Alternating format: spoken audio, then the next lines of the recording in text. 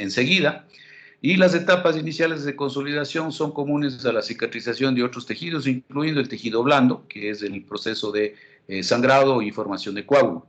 La reparación del hueso debe considerarse como un proceso de regeneración tisular ósea que devuelve la resistencia mecánica y fisiológica del hueso.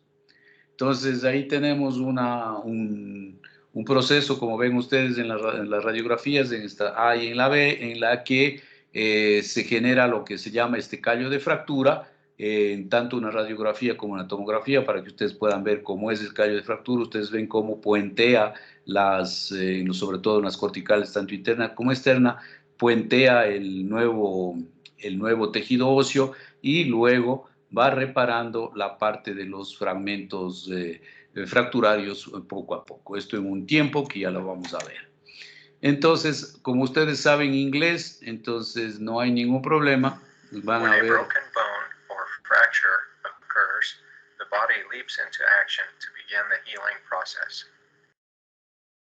When the bone breaks, it bleeds. The blood collects and forms a mass of blood known as a hematoma. The hematoma is rich in cells that are capable of growing new cartilage and bone. These cells set to work building a callus that bridges across the fracture site to hold the bone fragments together. The callus is at first more cartilage than bone. It is known as a soft callus. This soft callus gradually begins to fill with bone, evolving into a more stable, hard callus. After the hard callus has formed, the bone may not look like it did before the fracture. It may look slightly crooked. It probably has a large bony callus. Over months and even years, the bone begins to remodel based on the stresses it is exposed to. Remodeling allows the bone to take on a shape similar to its original shape. Problems can occur to disrupt appropriate fracture healing. Displacement. If the ends of the fracture fragments are pushed apart, a callus cannot form between them and they cannot heal appropriately. This is why displaced fractures need to be reduced or set. Instability. If there is too much motion at the fracture site, the rigid bony callus cannot set up. This may result in a fibrous non-union, meaning that a soft callus is able to bridge the fragments together, but it never heals because a hard callus cannot form. This is why fractures often need to be immobilized with casts, splints, or surgical fixation. Poor blood supply. If the blood supply to the fracture site is poor, there may not be enough of the cells present that carry the tools necessary to build the callus. This can result in a non-union, meaning that the fracture never forms a strong callus and does not heal. Certain bones in the body are known to have vulnerable blood supplies. Fractures in these bones are treated with extra caution. Ok. Entonces, este video resume todo lo que vamos a ver. Un video rápido en el que ustedes ya pudieron apreciar los pasos y lo que pasa cuando no se dan estos tiempos en su forma determinada. Como saben inglés, entonces yo no creo que tengo problema de que hayan entendido. Y if you can't, we can continue this paper in English or French if you want, no? It's okay or no? In English or French or in Spanish? You can tell me. Spanish. Spanish. Spanish. Spanish. Spanish Bueno, nomás.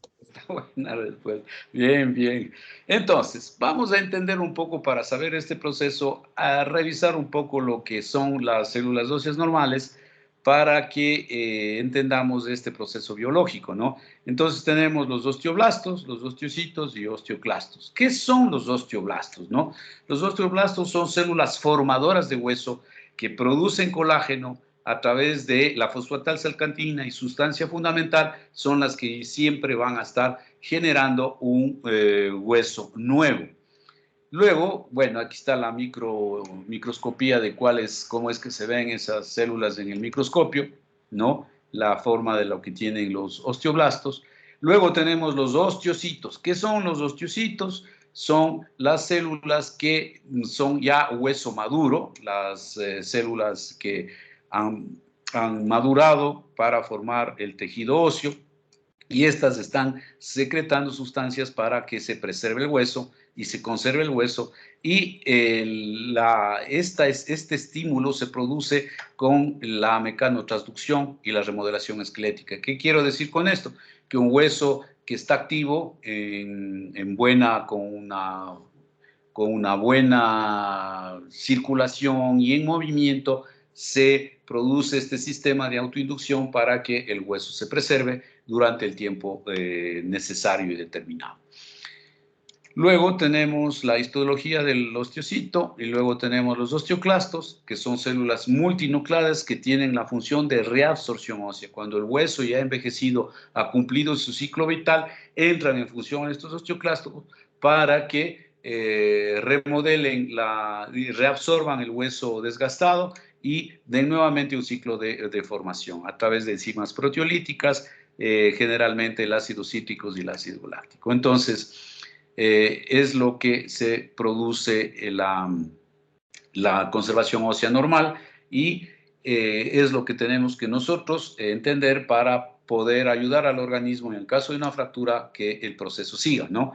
Entonces, la definición de consolidación ósea corresponde a todos los procesos, fenómenos fisiopatológicos que llevan a la reparación del hueso fracturario, o el término que se llama consolidación ósea.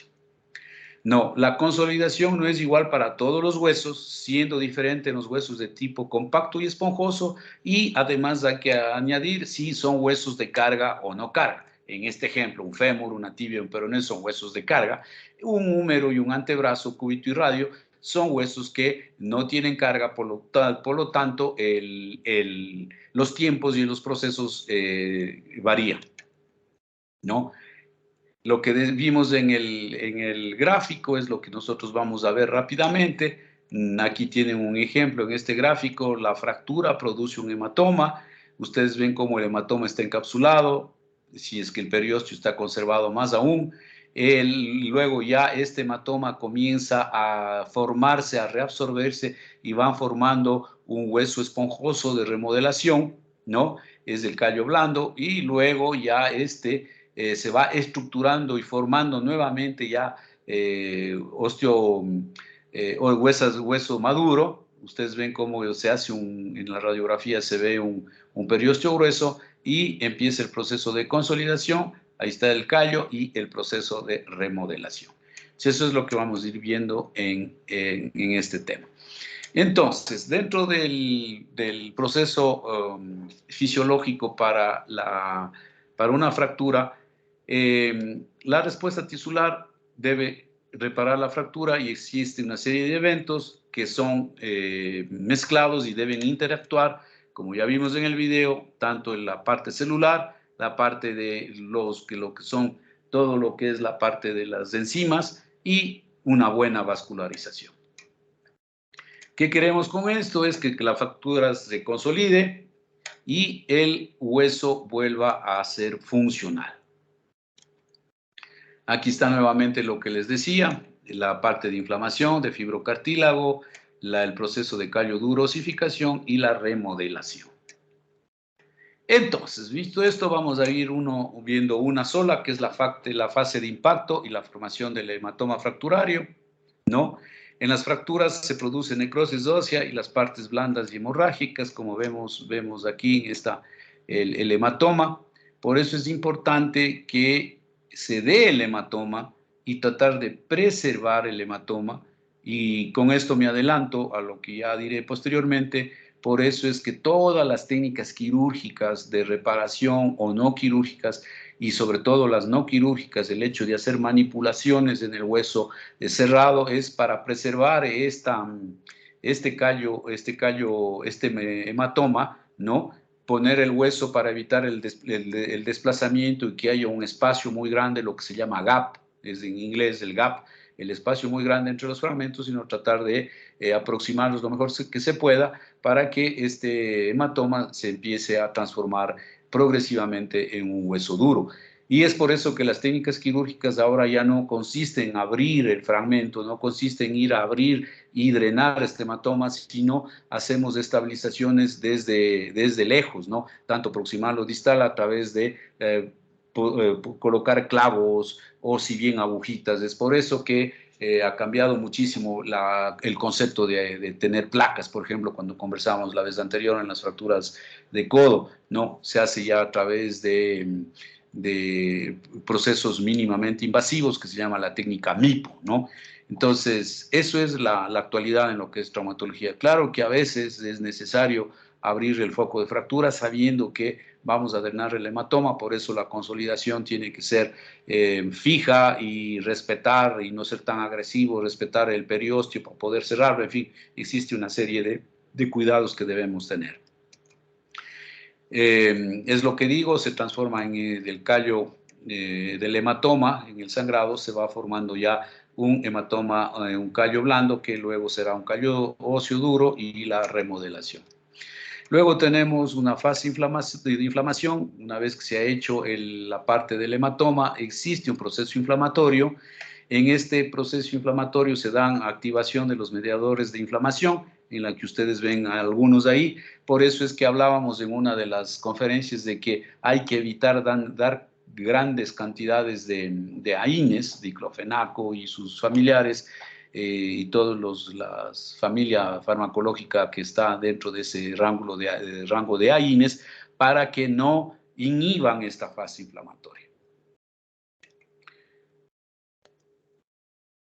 Entonces, tenemos un algoritmo, tenemos la fase inflamatoria, los tejidos vascularizados empiezan inmediatamente después de la lesión, el hematoma, empiezan la liberación de mediadores vasoactivos, la salida de sangre de los vasos dañados forman este hematoma. El hematoma, hay fibrinas, plaquetas, colágeno fibrilar que van a dar ya el proceso de remodelación y se liberan una serie de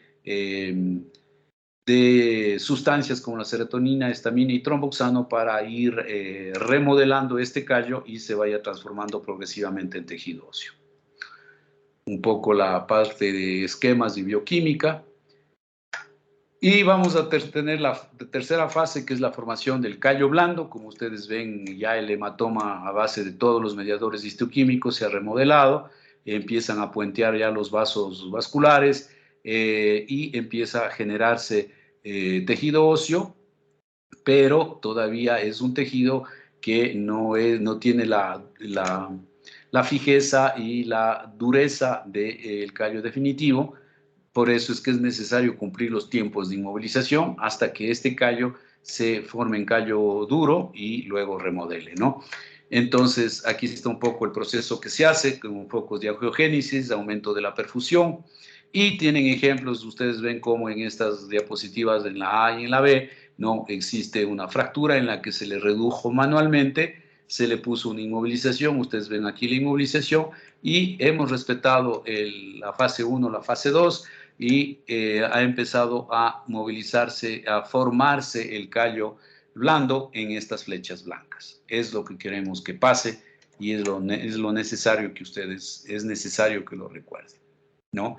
Y ahí ustedes tienen ejemplos de cómo se ha hecho en este fémur, en esta diapositiva AP, en la que se ve aparentemente una buena confrontación de los bordes fracturarios, pero en la lateral ven que existe un pequeño desplazamiento mínimo, pero como es un niño chiquito, se le dejó ahí, se le hizo una inmovilización y ustedes ven cómo ha empezado a formar en el día 7 ya un gran callo blando, 2 semanas después un callo duro, y miren ustedes cómo después de 6 meses ha remodelado completamente el hueso, e incluso si ustedes tratan de ver las corticales, no hay ni siquiera el menor estigma de que tuvo una fractura, ¿no? Seguimos con las fases de consolidación. Estamos la formación del callo duro, se produce una mineralización del tejido, empieza a haber una granularización de ese callo blando para que se den depósitos de cristales de hidroxiapatita, calcio y fósforo para que ese tejido fibrilar se vaya transformando en un tejido de hueso nuevo, ¿no? Ahí un poco tienen los esquemas de lo que es esta formación de callo blando a callo duro. Miren ustedes en este esquema, ¿no? En la que ya existe una proliferación de huesos maduros para la formación de callo duro. Aquí tienen un ejemplo de cómo se puede ver en una radiografía la formación de un callo duro, ¿no? En la que ya se ve incluso cómo las corticales van integrándose. Luego de esto viene un proceso de remodelación que, como les decía, en los niños incluso meses después se toma una radiografía y ya desaparece cualquier estigma. En los adultos siempre queda un pequeño estigma, un engrosamiento de las corticales que cuando uno dice, se toma una radiografía por otra cosa, dice, como que usted ha tenido una fractura aquí en el peroné, ¿no? Aquí vemos un poquito engrosadas las corticales. En lo que es adulto sí queda algún estigma de una fractura previa. Y vamos finalmente a la quinta fase, que es la fase de la remodelación, en la que el callo fibroso se transforma en un callo duro, ¿no? Que generalmente se produce hasta la cuarta semana del mes. Por eso es que siempre estamos hablando. Inmovilicemos. ¿Cuánto tiempo, doctor? Siempre decimos de 4 a 6 semanas. De 4 a 6 semanas en promedio, lo que empieza el hueso a transformarse en un callo duro, pero que todavía funcionalmente no tiene la resistencia. Por eso a veces le dice a los pacientes, sí, ya puede retirarse el inmovilizador, el yeso, y comience a apoyar, tratándose de un fémur y una tibia, comience a apoyar con muletas progresivamente hasta que veamos que ya el proceso de remodelación se da, y ahí es cuando le damos de alta al paciente, ¿no? Aquí tienen esquemas del proceso de callo duro, y ustedes ven en esta diapositiva, ¿no? Entre a los 90 días y a los 150 días, cómo se ve ya un callo duro, pero en la parte intermedia todavía se ve que existe un pequeño falta de consolidación, y en el día 150 ven ustedes cómo en la parte de las corticales se ve un pequeño engrosamiento, pero ya en la parte del hueso esponjoso ya existe una continuidad de las estructuras óseas, o del callo, cancellous bone que dicen los ingleses, pero que nosotros le decimos la parte de hueso esponjoso, en la que ya existe una comunicación, por lo cual podemos decir que está en un proceso de remodelación, y podríamos ya permitirle una actividad un poco más fuerte al paciente. Entonces, el callo óseo secundario definitivo, que es la fase de remodelación, se forma tejido óseo nuevo con las características del hueso laminar haversiano igual al previo al accidente o a la fractura. Entonces, vamos a repasar un poco las fases de la consolidación para que les quede firme, ¿no? El hematoma, entre el hematoma y callo blando existe un proceso inflamatorio, la formación de callo blando, que pasa a callo duro, y un proceso de remodelación. Por eso es que yo hablo de 5 fases, porque me gusta hacer hincapié entre la fase 1 y la fase 2, la fase inflamatoria, que es importante que como médicos sepamos que debemos dejar que eso continúe, sobre todo para no dar ahines me fracturé algo, toma, o los pacientes incluso se automedican cualquier ahine. Entonces, eso para tener cuidado, ¿sí? Un poco el tiempo, lo que se da en porcentaje, estas diferentes fases, ¿no? La fase de inflamatoria y hematoma inflamatoria corresponde al 10% del tiempo total, que como decíamos es entre 4 o 6 semanas. Luego viene la fase de callo blando y callo duro, que se demora el 40% del tiempo, y la fase de remodelación, que toma el 70%. ¿Alguna inquietud, pregunta hasta aquí? Me dicen si estoy yendo muy rápido, trato de no demorarme mucho para que no sea muy pesada la charla. Si hay alguna duda, inquietud, algo que no quedó claro. Doc, yo tenía una duda. Ujú. El tiempo de 4 a 6 semanas es lo que se demora de formarse el callo blando o callo duro, o del callo duro el proceso de remodelación. Es en total a 6 semanas, ¿no? En esas Ah, seis desde lo que semanas se ocurre dan la las fractura. diferentes fases. Ajá, es Ah, ya, ya. en 6 semanas, de 4 a 6 semanas. Ahora, ¿en qué momento tú ves la fase de remodelación? Ahí es cuando difiere si es de un hueso largo o un hueso de carga, te demoras un poco más, ¿no? Por ejemplo, en un antebrazo, en un húmero, ¿no? Que no, al no ser un hueso de carga, yo a las 6 semanas le libero de cualquier tipo de inmovilización y empiezo a hacer que haga movilidad activa, incluso con algo de peso muy pequeño. Pero si se tratara de un fémur, ¿no? A las 6 semanas, si es que le echo una inmovilización, le empiezo a dar carga, pero con muletas, y no le aflojo siquiera hasta el tercer mes, ¿no? Entonces, eso es la diferencia entre un hueso de carga y un hueso de no carga. Pero entre 4 a 6 semanas ya se da el proceso de consolidación y formación de callo duro. Y la remodelación demora un poquito más. ¿Sí contesté tu pregunta? Sí, Doc, gracias. Ya.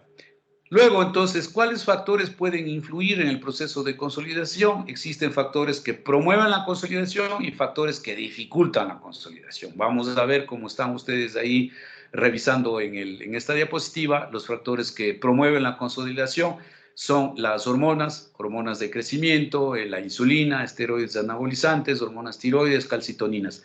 ¿Esto en qué sentido? Si tengo algún paciente con problema endocrino metabólico y hay deficiencia de estas hormonas, es necesario al mismo tiempo que se está dando y haciendo el tratamiento, cualquiera que fuera para el proceso de consolidación, mantener niveles adecuados para que se dé una adecuada consolidación. Igual en pacientes que por haber razones tienen procesos de desnutrición y falta de vitamina A y D, también habría que estar conscientes de que sería necesario mantener los niveles adecuados. Existen factores de crecimiento que por eso es que en los niños se da este proceso bien rápido, ¿no? Y el proceso de callo óseo definitivo y remodelación en los niños es rapidísimo, ¿no? Los factores físicos que ayudan, los ejercicios de carga controlada, la rehabilitación entre esos de los campos electromagnéticos, el ultrasonido de baja frecuencia. Por eso es que cuando al paciente le hemos operado, vamos a ver, no vamos a hablar que le hemos puesto un yeso, sino una fractura de fémur, que le he puesto yo un clavo endomedular, me quedó muy bien, he respetado el hematoma, no he tocado nada del foco fracturario. En la cirugía pude realizar una compactación porque estos clavos permiten compactar, hacer una buena presión entre los fragmentos. Entonces yo le tengo máximo 10, 15 días moviendo el pie sin ninguna inmovilización, ¿no? Con movimientos para hablar lo que les decía, la actividad física moderada, activa los factores para la preservación del hueso. Y a los 15 días le retiro, chequeo los puntos y le mando a hacer rehabilitación para que, sobre todo, de magnetoterapia, para que ayude a la consolidación, y ya le digo que empiece a apoyar con muletas en forma progresiva, ¿no? Cuando se ponían los yesos anteriormente, le teníamos al paciente mes y medio, a veces 2 meses con el yeso, retirábamos el yeso y le manteníamos con rehabilitación una carga sin muletas. Ahí les veíamos a los pobres con la pata al aire caminando un mes más, y al tercer mes recién comenzábamos a hacer la rehabilitación y el apoyo progresivo. Con las técnicas no invasivas, las técnicas MIPO que les mencioné, nosotros podemos ya al tercer mes incluso estar liberándole completamente de muletas y empezar a hacer una carga total, tal vez no ejercicios hasta que no veamos bien esos células, el tejido esponjoso bien puenteado y ya remodelado. Me imagino que ya estaba leyendo los factores que dificultan la consolidación. Son generalmente alteraciones endocrinas como la diabetes, déficit de hormonas de crecimiento, tratamiento con corticoides, pacientes con enfermedades autoinmunes que tienen corticoides, a veces cuando tienen una fractura es un problema, porque a veces no hay cómo retirar los corticoides para evitar la fase inflamatoria. Entonces hay que tener mucho más cuidado de los tiempos en que nosotros vamos a tener el control de la inmovilización y de las radiografías. La desnutrición, la malnutrición son factores que influyen directamente también en el proceso bioquímico. La perturbación del hematoma de la fractura, que es lo que se hacía al operar, al abrir el foco fracturario, se drenaba el hematoma, o los famosos sobadores que cogían y pegaban, aguántate porque mientras más dolor tengas es mucho mejor, y agarraban al miembro y le restregaban y rompían el hematoma, se despregaba el hematoma, además de generar un proceso inflamatorio en la piel que terminaba a veces en procesos infecciosos, ¿no? Y los factores físicos propios ya de la fractura, que haya mucha distracción, mucho gap, mucha separación de los fragmentos, o existe un proceso de compresión o sellamiento en forma inadecuada. Interposición de partes blandas. Recuerda cuando veíamos en las fracturas de clavícula que las fracturas de clavícula lo único que piden es consolidar, salvo algunos casos en las que no se daba la consolidación porque existía interposición del músculo, como ya lo dijo Janet, ¿no? En esos casos el hematoma no se da en forma adecuada, la fase inflamatoria no continúa con su proceso, por lo tanto no llega a una formación de un callo blando, mucho menos a un callo duro y remodelación. La falta de irrigación, como vimos en el video, hipoxia local, que generalmente eso se da en pacientes que tienen paraplegia del miembro inferior, tienen un mal trofismo y una mala vascularización del miembro, entonces esas fracturas terminan a veces consolidándose muy largamente o a veces nunca, y hay que más bien operarles y poner injerto óseo y todo eso, ¿no? El tratamiento en citostáticos con pacientes con procesos cancerígenos, procesos infecciosos locales que pueden ser colonizados desde directamente por una fractura expuesta o colonizados desde un fragmento infeccioso a distancia, pero que influyen en que se dé este proceso bioquímico. El problema de denervación es el mismo caso de los pacientes con parálisis, algún tipo de lesión radicular nerviosa, ¿no? Y los pacientes que tienen una edad avanzada en la que el trofismo también está alterado. Entonces, revisemos algo de los factores que retardan esta consolidación ósea, que ya la vimos en esta diapositiva anterior. Pero repetiremos cómo son el uso de los corticosteroides, que ya lo dijimos, problemas como diabetes, raquitismo, anemia y problemas de déficit de vitamina A. Dentro de esos también hay factores locales, ¿no? Esta cera de hueso le pongo aquí porque esta era una técnica que se usaba cuando se hacían las famosas reparaciones y colocadas de la placa, ¿no? Abríamos el foco de fractura y al abrir el foco de fractura se producía un sangrado del drenaje del hematoma y sobre todo de los vasos que estaban expuestos. Entonces una forma de taponar esos vasos era poner una cera de hueso, ¿no? Entonces le dejábamos al hueso, pero prácticamente forrado de cera de hueso, claro que dejaba de sangrar, y después nos persinábamos 3 veces para decir, ojalá pegue esta fractura, ¿no? Entonces ya no se usa más esa famosa cera de hueso, y si es que algún rato ustedes escuchan por ahí la cera de hueso, sé que en algunos centros hospitalarios periféricos hacen todavía las osteosíntesis abiertas y usan el cera de hueso como para disminuir la hemorragia, pero están definitivamente coartando el factor físico, químico para la consolidación. Y ahí tienen ustedes los otros procesos de factores locales que ya la hemos mencionado en las diapositivas anteriores.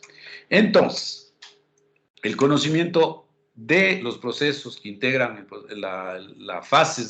los procesos de consolidación es importante para que nosotros facilitemos al organismo a que se haga su trabajo y evitar más bien que terminen en un proceso de no consolidación, en un proceso de pseudoartrosis. Aquí hay la famosa ley de Wolff, que siempre me gusta repetir, que es una ley que utilizan muchos los físicos, pero que se aplica bastante bien a lo que es la mecanotransducción del hueso, ¿no? En la que dice que la arquitectura del sistema esquelético corresponde a las necesidades mecánicas de este sistema, y que un hueso sometido a estrés genera una electropositividad en la superficie convexa y una electronegatividad en la superficie cóncava. Estas corrientes producen un efecto piezoeléctrico que dan al comportamiento celular provocando cambios en la estructura ósea. Esto, todo lo que les acabo de decir de estos factores bioquímicos se da por esta estimulación de la famosa ley de Wolff. ¿Hasta aquí alguna inquietud, pregunta de las diferentes fases de consolidación? A ver, ¿quién me puede decir las fases de consolidación? A ver, un voluntario o escojo un voluntario. Yo, el Dale. hematoma,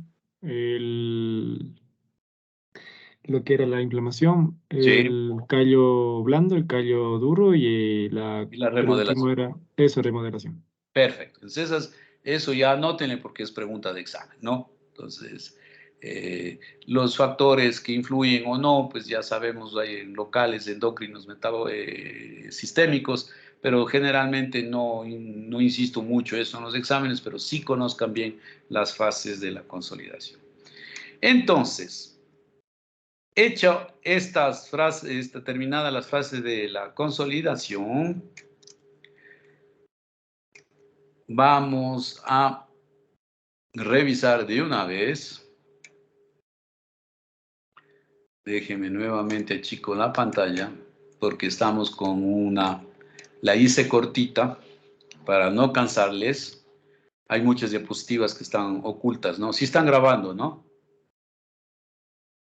Sí, Doc. Sí, Porque cuando me piden la charla, que ya está subida en el material de clases, existen muchas diapositivas ocultas para tratar de ser más corta y centrada en lo que necesitamos. Entonces, ahora sí mismo, unos 15, 20 minutos, vamos a ver la charla de los procesos de no consolidación, que se llama fallas en el proceso de consolidación, que se me está abriendo. Le achicamos, cerramos eso y vamos a ver. Ups, ¿qué hice? No sé qué hice. ¿Me confirman si está ya no sé en dónde se me fue? Ay, Dios. Aquí, ¿me confirman si se está viendo la presentación?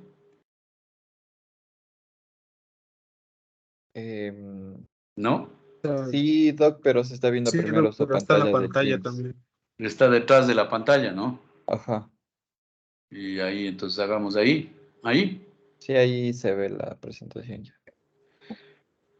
Bueno, vamos a ponerle en modo presentación. Entonces, ya hemos visto las fases que bien nos han repetido, las 5 fases. Hemos visto los factores que impiden esta consolidación. Entonces, ahora vamos a revisar estos procesos de fallas de consolidación, sobre todo haciendo hincapié en 2 términos médicos que quiero que ustedes tengan atención, ¿no? Vamos a definir las fases de las fallas de consolidación. Existen 2, como les decía, el retardo de la consolidación y la pseudoartrosis. Estos son 2 términos diferentes. Son los 2 grandes grupos que abarcan las fallas de consolidación y es los que vamos a ir viendo a continuación. Ok. Bueno, ¿qué hice ahora? Ahí estamos. Entonces, vamos a comenzar revisando lo que es el retardo de la consolidación, que es uno de los grandes grupos. El retardo de la consolidación lo vamos a tratar de definir como el retraso de la consolidación con una menor velocidad de esta consolidación en lo que es esperable de una fractura. Entonces, retraso de consolidación es una menor velocidad a que se dé el proceso de consolidación en un hueso en el tiempo que debemos esperar. Ya vamos a ir viendo los tiempos a continuación, no se me asusten. Entonces, aquí les decía ya, desde el tercer al sexto mes, un hueso de carga se comienza a... un hueso del tercer al sexto mes. Un hueso de carga comienza a consolidar a partir del tercer mes, como ya les decía en los ejemplos anteriores. Entonces, si vemos que una fractura hasta el tercer mes no se está consolidando adecuadamente, vemos que el callo blando no se está transformando en un callo duro y tampoco se está dando el proceso de remodelación, entonces decimos, híjole, al tercer mes como que ya debería, pero veamos, esperemos un poquito más, le esperamos 15 días y le vemos que como que parece que sí, que parece que no, esperamos un mesito más, ya estamos en el quinto mes y sí, como que parece que este callo ya parece que se está formando y ya el paciente tiene menos dolor, la movilidad mejora, ¿no? Llegamos al sexto mes como que sí, que parece que sí. Luego llegamos al séptimo mes y ya vemos el proceso de que ya se está dando el proceso de remodelación y decimos sí, ya se está consolidando la fractura, pero se demoró un poquito, la velocidad fue menos y tomó más tiempo. Eso es lo que se llama un retraso o un retardo de la consolidación, ¿no? Hay uno de los traumatólogos clásicos, que es un clásico de un libro de Valls-Perruelo que se llama, que define el retardo de la consolidación como la prolongación del plazo que habitualmente se llega a formar un callo duro. Esa es la definición de retraso o retardo de la consolidación. Entonces, ustedes pueden ver que radiográficamente en estas radiografías se observa descalcificación de los fragmentos, ensanchamiento de los bordes de la línea de fractura y unos límites borrosos e indefinidos de los extremos óseos, ¿no? Entonces uno dice, esto como que no está yendo bien, esperemos un poquito más y vamos viendo el tiempo, ¿no? Y aquí viene la parte de las pseudoartrosis o no unión. ¿Aquí alguna pregunta en lo que es retardo de consolidación? ¿Fui claro en el concepto? ¿Quedó alguna duda? Sí, se entendió. Ya. Ok, la pseudoartrosis o no unión es el fracaso. Puse esta palabra fracaso, ¿no? Hay otros sinónimos, ¿no? Definitivo, pero la palabra fracaso como que me define que ya no tiene que ver aquí esperar un poco de tiempo más, sino que es el fracaso de una fractura para consolidar y producir una unión completa y firme y estable, ¿no? Se caracteriza por una excesiva movilidad en el sitio de la fractura y se crea una falsa articulación o neoartrosis y el proceso óseo de consolidación ya ha terminado. Ya vemos que no va más adelante, incluso hacemos radiografías y vemos que más bien en vez de ir progresando el callo blando o el callo duro, más bien se van reabsorbiendo los fragmentos de hueso, se van reabsorbiendo y vamos viendo que el gap, el espacio incluso se va ensanchando. Entonces ya sabemos que ese proceso de consolidación no se va a seguir dando, ya hemos esperado el tiempo necesario que es a partir de los 7 meses en adelante, por eso el ejemplo fue hasta el sexto, séptimo mes y vemos que al séptimo mes ese fémur empezó a consolidar, entonces hemos hablado de un retardo de consolidación, pero ese mismo fémur, o sí creo que fue ejemplo de fémur, le vemos que llega al séptimo mes, llega al octavo mes y más bien ya vemos que empieza a reabsorberse los segmentos óseos y decimos está en una pseudoartrosis, ¿no? Eso es los términos que quiero que ustedes le tengan claro. Ahora, una pregunta que me suelen hacer es decir, doctor, ¿cómo saber si está en un retardo de consolidación o ya es una pseudoartrosis por el tiempo que ha pasado en ese proceso de consolidación? Ahora, alguna vez me preguntaron, ¿cómo podemos saber, doctor, si es que va a llegar a un retardo, a una pseudoartrosis? No, porque sería adivinar. Ahora, de pronto podríamos tener factores predictivos, es decir, es un paciente que es desnutrido, es un paciente que usa corticoides, es un paciente que a lo mejor tiene una hemiplegia, es un paciente con déficit vascular porque fue operado de diferentes situaciones vasculares. Entonces uno puede decir, ay, híjole, puchín, esta fractura, a lo mejor voy a tener un retardo de consolidación, ojalá, y esperemos que no una pseudoartrosis. Pero no hay un factor predictivo, sino el estado general del paciente y las situaciones locales o generales del paciente.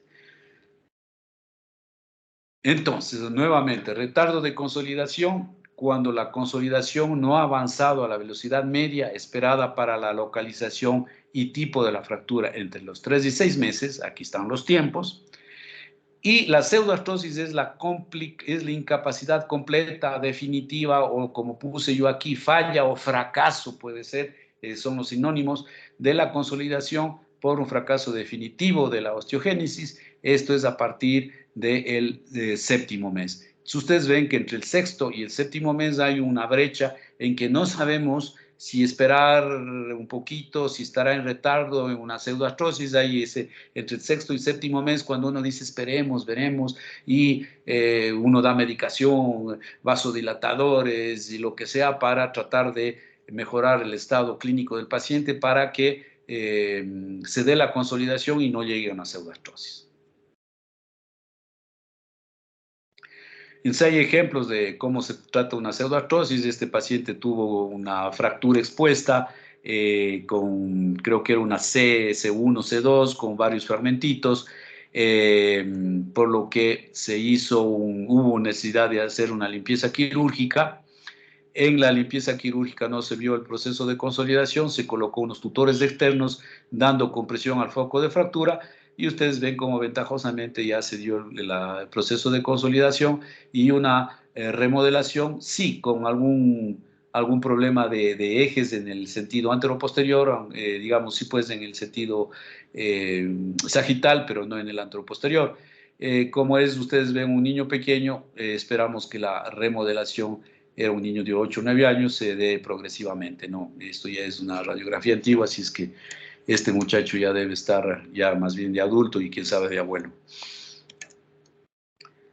Entonces vamos a ver los procesos patológicos de la pseudoartrosis, una inmovilización adecuada. Entonces, por eso es que decía, tenemos que hacer nuestro taller de inmovilizaciones para que podamos hacer una inmovilización adecuada cumpliendo ciertos parámetros que hemos ido viendo en el video, ¿no? Por ejemplo, en este caso, en esta radiografía hicieron una fijación. Ustedes no sé si alcanzan a ver, es muy penetrada la imagen, pero como en el medio hay un clavo delgadito, ¿no? Que apenas atraviesa el foco de fractura, le pusieron desde abajo un clavo muy delgadito y sin la distancia necesaria desde el foco de fractura para poder hacer una inmovilización.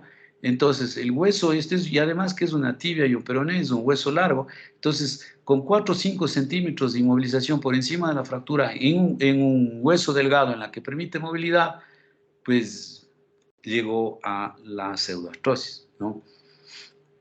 Y entonces en este caso, por ejemplo, hubo necesidad de poner un clavo largo, más grueso, en la que ya produjo procesos de una buena cicatrización. Otro problema es la alteración de la irrigación. Ya habíamos dicho, algunos pacientes con problemas tróficos, vasculares y nerviosos son los que generan este tipo de alteraciones como retardo y generalmente pseudoartrosis.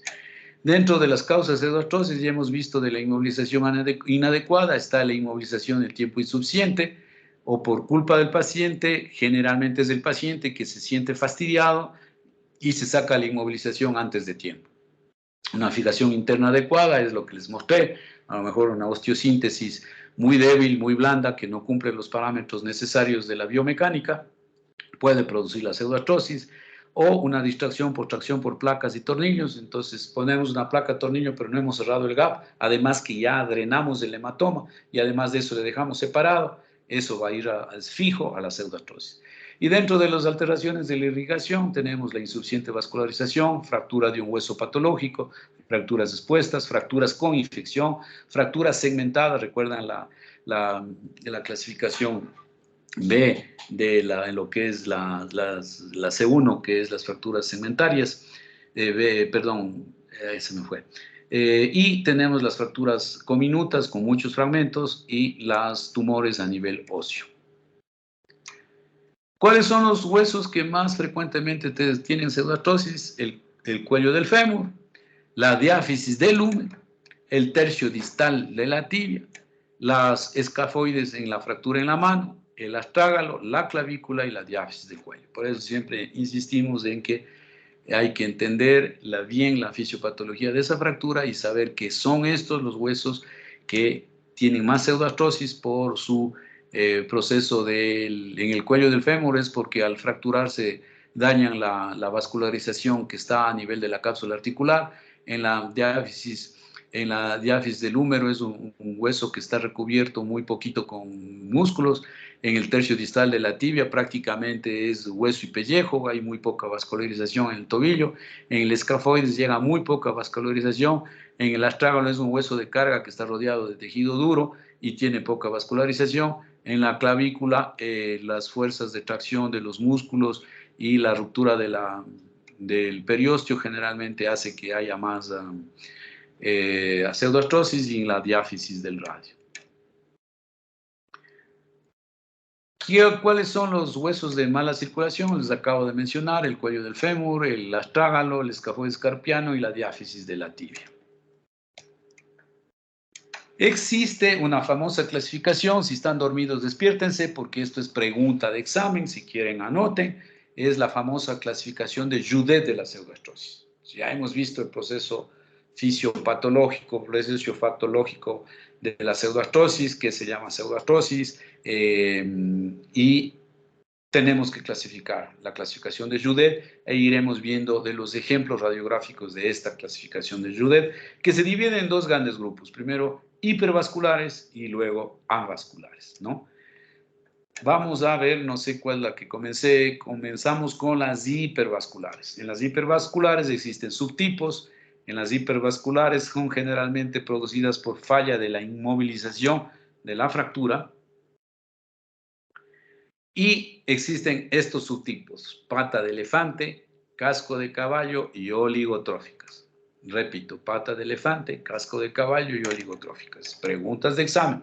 Entonces, cuando yo les hago una pregunta, no me van a poner pata de caballo, casco de elefante. Entonces, cuando yo les pongo mal y me dicen, no, doctor, pero solo me he confundido la letra. No, pues pata de elefante, casco de caballo. Tampoco es poner... Alguna vez me pusieron pata de camello. No, es elefante, no es camello. Entonces, ay, doctor, pero ¿por qué me pone mal? No, es que no, tienen que recordar los nombres tal y como están, ¿no?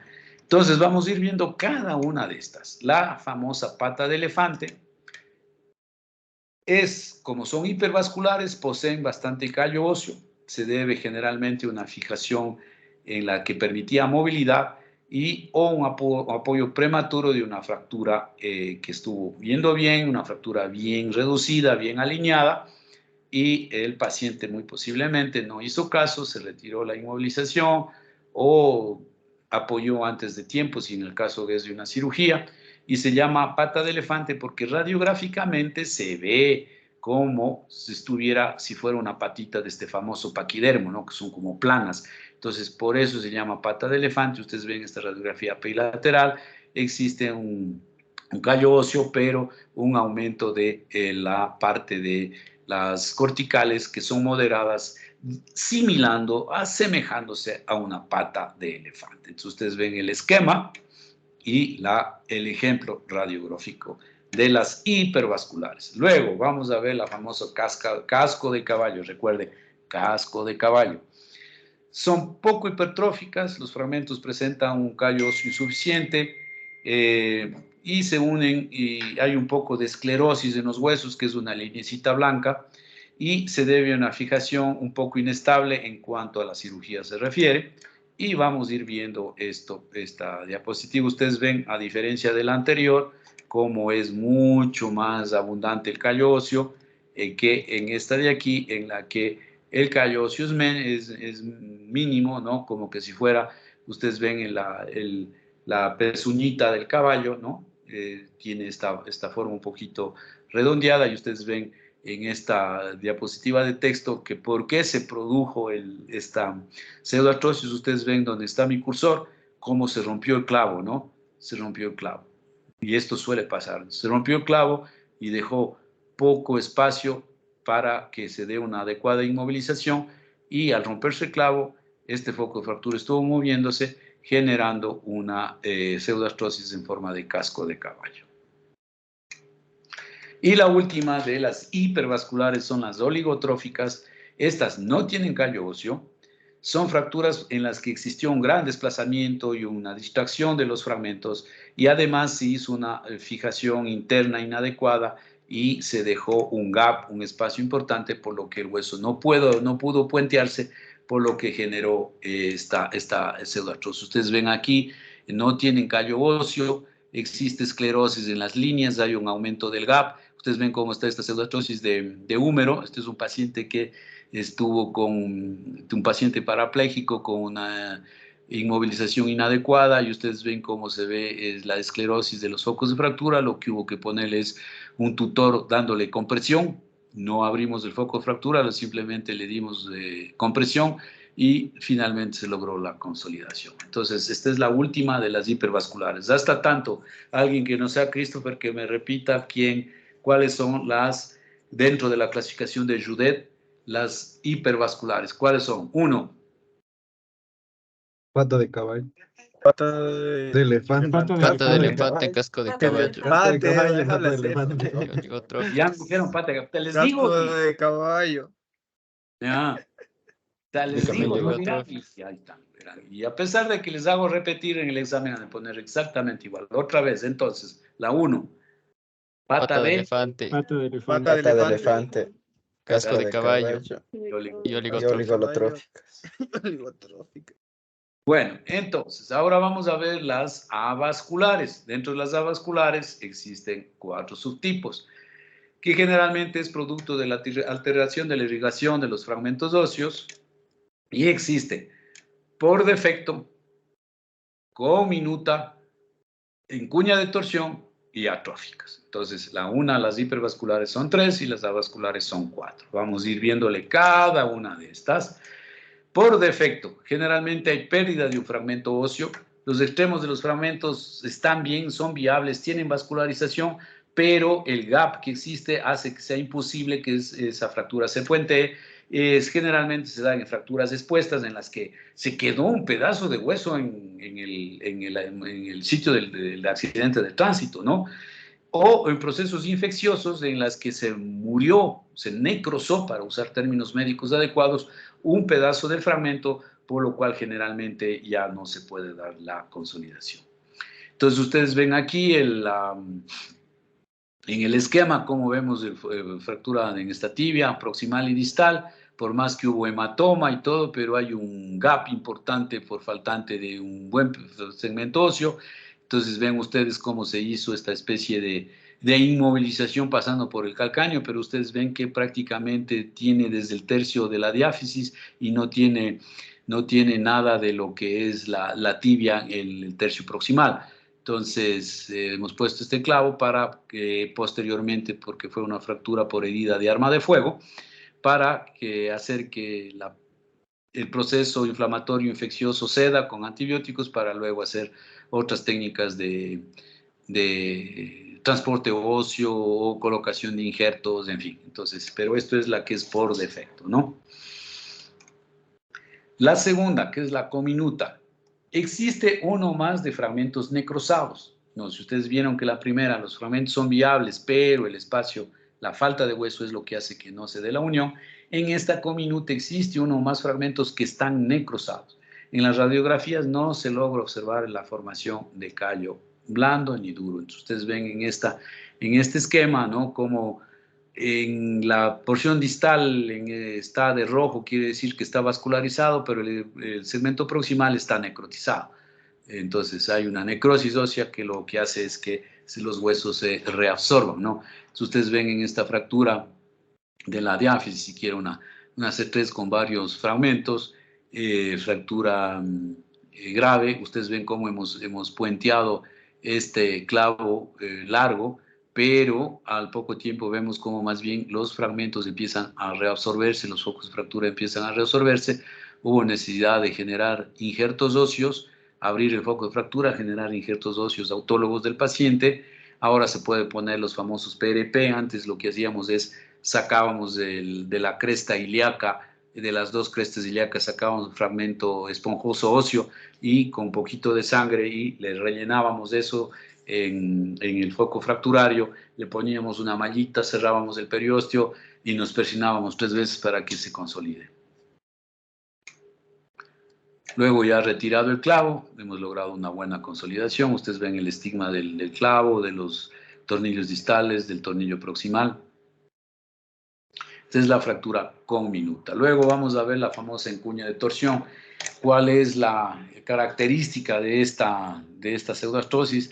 En la que hay una presencia de un fragmento intermedio con poca o nada irrigación. Entonces, los fragmentos en ala de mariposa, pero lamentablemente el tercer fragmento es un poco necrótico o está completamente necrótico. Entonces, está unido a uno de los extremos, pero no al otro. Y se dan fracturas que tienen los fragmentos en ala de mariposa. Entonces, aquí ustedes ven cómo aquí hay una vascularización, aquí está unido el fragmento, pero un poco necrótico, y eso es lo que se llama encuña de torsión, ¿no? Y esto generalmente se debe a este tipo de inmovilizaciones en las que se pone un clavo placa, en la que se drenó el foco de fractura, en la que se ve el segmento distal viable, pero el segmento proximal no se lo ve viable. Es la famosa cuña de torsión. Y las atróficas son generalmente debido a una importante inestabilidad o por inmovilización o una mala técnica quirúrgica. Lo que más bien ya se ha producido es una reabsorción del hueso cortical, del hueso original, y los extremos se pueden ver radiográficamente atróficos, completamente cerrados, redondeados, que vamos a ver el esquema aquí. Vean ustedes cómo ya el hueso tanto proximal y distal, el conducto endomedular del hueso está ya más bien cerrado, está bloqueado, y esto pasó porque a este niñito le abrieron el foco de fractura para poner una lazada de alambre, que no sé qué diablos hace así un alambre tan delgadito, y poner este clavo de Kirchner que solamente con la mano uno puede doblarlo. O sea, es una osteosíntesis que se sale completamente fuera de todo, no solamente de toda técnica quirúrgica, sino de lo obvio de lo que es ser cirujano, ¿no? Entonces, ¿qué es lo que pasó? Que le dejaron así y este niño terminó con una reabsorción ósea. Miren ustedes, bordes redondeados, incluso en punta de lápiz aquí en el segmento distal, ¿no? Entonces, estas son las cosas que quiero dejarles como mensaje para que si ustedes ven algo así y pueden, en primer lugar, que no lo hagan nunca, y si ven algo así y cae en manos de ustedes, puedan rápidamente corregir esta situación, alertando a los familiares y enviando a un centro médico especializado. Listo, entonces, repítame, ¿alguien más? ¿Cuáles son las avasculares? La 1. Por defecto. Por defecto. 2. Conminuta. 3. Encuña de absorción.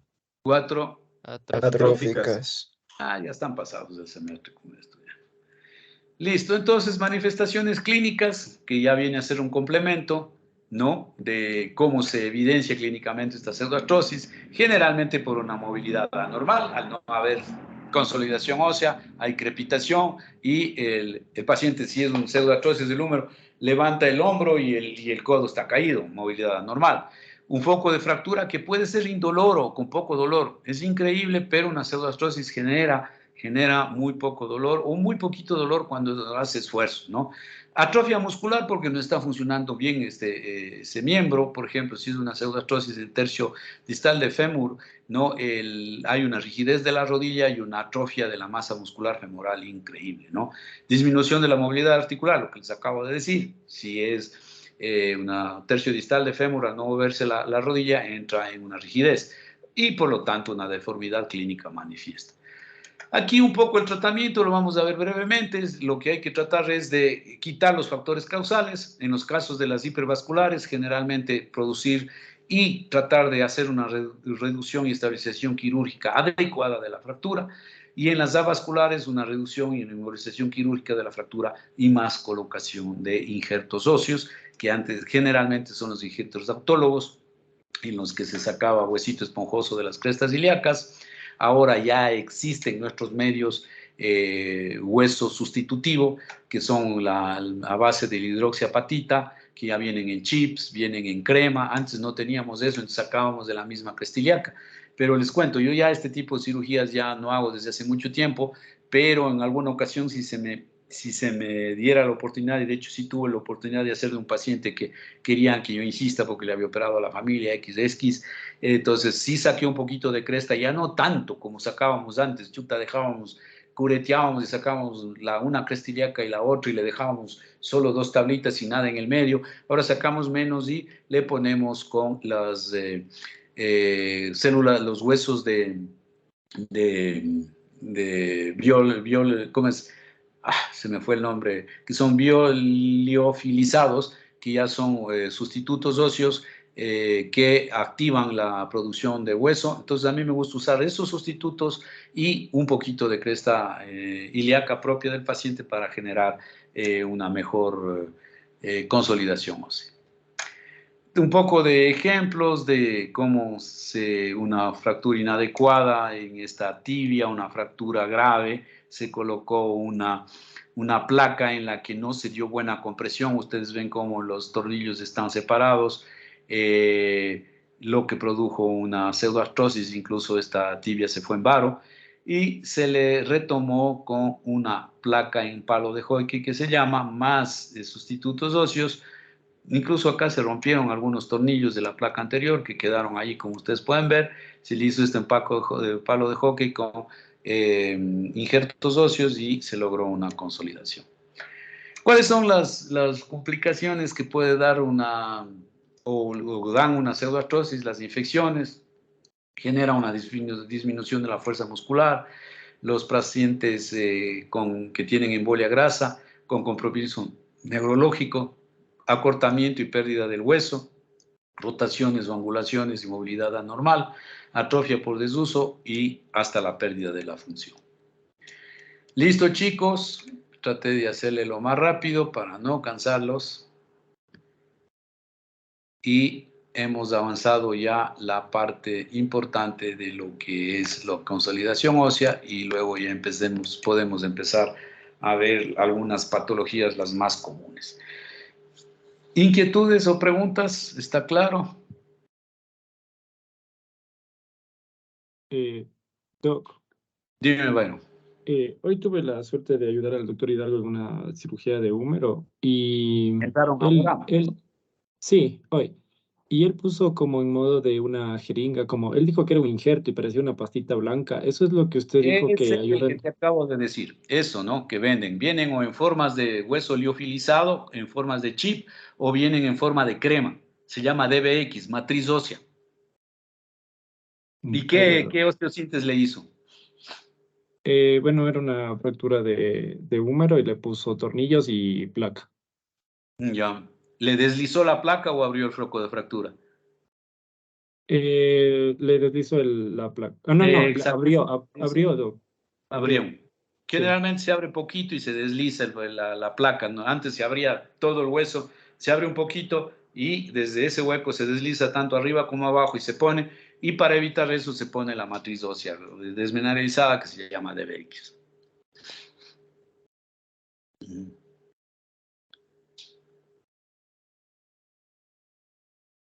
¿Alguna otra inquietud, pregunta?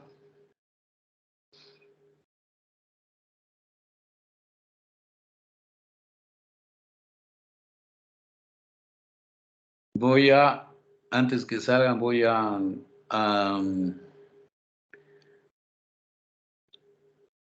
si vieron que yo les estoy chequeando si se me escapan, ¿no? Les mandé ahí de todos los que se me escaparon la vez anterior, que esta vez les voy a perdonar, pero en la otra que me se escapen, Porque yo puedo, en este momento justo estoy generando un reporte de quiénes estén conectados y quiénes se salieron y muestra la hora de que fueron salidos. Entonces, listo, está hecho el informe de la reunión, ¿ok? Bueno, entonces, preguntas, inquietudes. Doc, una cosa, con el doctor Pablo había, o sea, un señor que vino con, bueno, no sé cómo se llama ese aparatito, no me acuerdo, pero contarle que era un aparato grande puesto con unos clavos de aquí para sujetar, O sea, es y un no le habían hecho, tutor externo. mande Doc.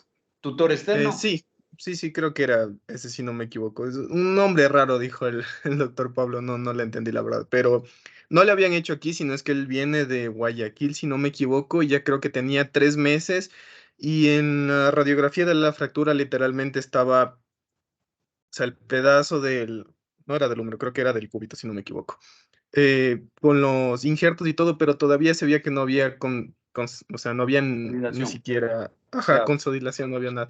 Y el doctor Pablo decía que en ese caso lo que él tenía planeado, porque de hecho lo iba a presentar en el estado médico, era que toca volver a abrir, perdón, toca volver a abrir y como que a ver si se pasa es no recuerdo cómo fue que dijo, como un clavo Claro, para tratar de ver si uno, porque ya iban como 3 meses y no había consolidación de ningún tipo, incluso con los injertos.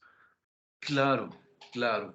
¿Qué fue? ¿Alguna fractura expuesta? ¿No sabes qué fue? ¿No hubo infección? Claro, hay que ver los antecedentes, pero bueno, independientemente de eso, un cúbito que no es una fractura de carga, a los 3 meses ya debería estar en un proceso de remodelación, ¿no? Proceso de remodelación. Entonces, ahora, si queremos respetar los tiempos, pero ¿cuándo respetas o no los tiempos? Porque yo decir, oh, doctor, usted me acaba de decir que debo esperar 7 meses. Pero si ese paciente que tú mencionas, radiográficamente, se ve que los bordes están reabsorbidos, incluso el callo óseo que le han puesto no está viable, porque en la radiografía se puede ver, no está viable y hay reabsorción de los fragmentos, quiere decir eso que ya no va a seguir consolidándole por más que no haya llegado a los 7 meses.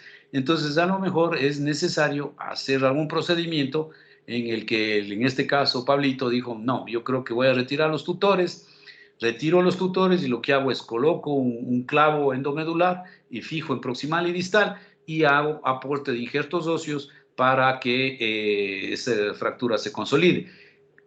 Ahora, si viéramos el mismo caso, pero como que parece que el fragmento proximal o distal como que está viable, los injertos óseos como que están funcionando, de pronto te permitirías el lujo de esperar unos 2 o 3 meses más para saber si estás en retardo en pseudartrosis. Pero si ya ves al tercer mes, 4 meses, que ya esto radiográficamente ya no hay un gap demasiado grande, podrías decir,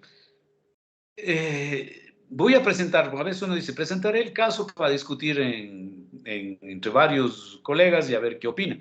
Pero podría decir, voy a esperar un mes más, guardo bien esta radiografía, la que tengo aquí, y en un mes más veo qué pasa. Si vemos que eso no ha cambiado o a lo mejor está involucionando, entonces de pronto ya no, la respuesta está dada. Hay casos y casos, ¿no? Y de hecho por eso es que Pablo quiere presentar el estado médico, porque quiere decir, no quiere oír la opinión de todos para ver si procedemos a hacer algo o a lo mejor esperamos. Sí, Doc, porque justo eso de lo que usted mencionaba de los tiempos de espera, él ya dijo, o sea, ya son 3 meses, ya debería verse algo, pero justo donde estaban puestos los injertos todavía se veía, no recuerdo si se llama Radio Paco, pero no había ni remodelación, nada, o sea, todavía se ve, o sea, se veía tal como que fuera una fractura así súper reciente, o sea, de un día Reciente, para otro. claro, Ajá. claro, claro. Pero podría darse por ahí en el estado médico, uno de pronto puede decir, ¿sabes qué, Pablito? No, espérale un mes más. O otros decir, bueno, ya creo que ya se ve, radiográficamente se ve que no hay opciones de que eso consolide, procedamos a hacer algún otro método de, de inmovilización y sobre todo aporte óseo injerto, ¿no? Uh -huh. ¿Alguna otra inquietud? Por eso es importante de lo que vamos hablando, ustedes van a tener la oportunidad que coincide que vamos a ver pacientes con este tipo de patología en la que presentamos el staff médico a las 7 de la mañana y en la consulta externa vamos viendo pacientes, entonces ahí va concatenado de lo que estamos diciendo con lo que vamos viendo y ahí es cuando dicen, ah, cierto, lo que vimos en clase se está dando aquí, ¿no? Entonces es importante eso.